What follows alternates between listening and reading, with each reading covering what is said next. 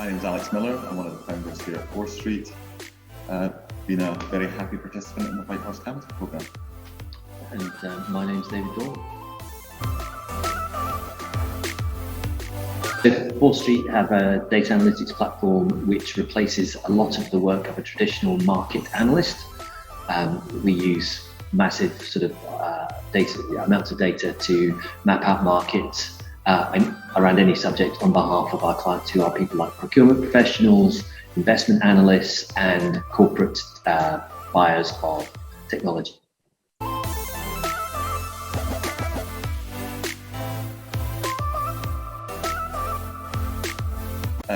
We raised 2.75 million from Guinness Global Investors.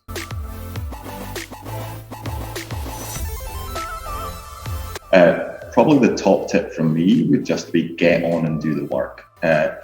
One of the big benefits from the programme was having people that have been through it before giving you coaching.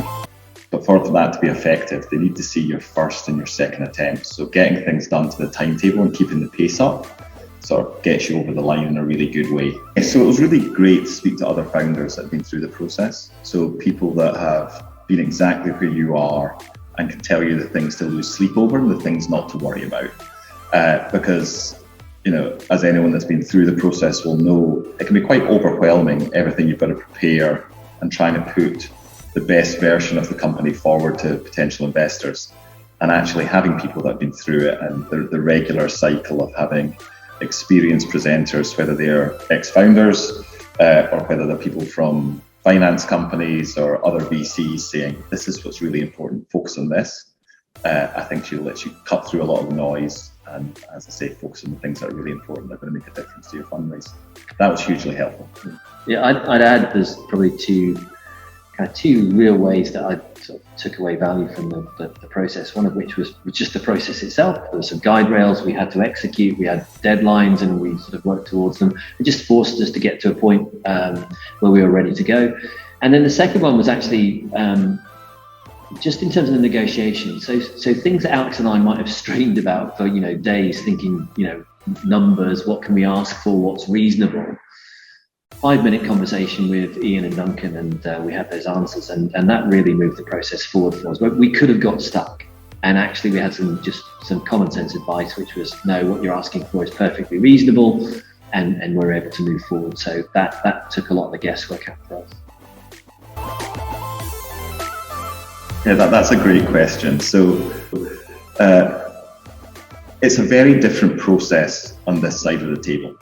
So although you'd expect, having worked in the industry, that you'd understand that process really well and what people are looking for, you actually look at it through a very different set of optics, looking very much for what the clients want to put the money in, what the hypothesis and strategy is within your investment portfolio.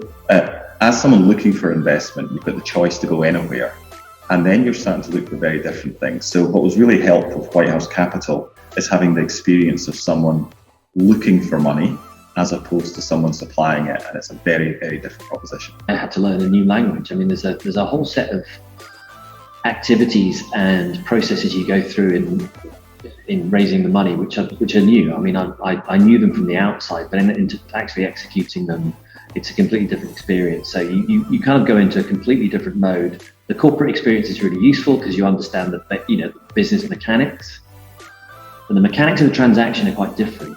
And actually, you need to sort of open your ears and take on the advice, because for that period, that kind of 3-month really intensive period, you're just working in a completely different way, and that's why you need external expertise. And one other little bit of advice, start getting your data room and all your documents in order as early as possible. Huge amount of work goes into it, huge amount of documentation needed.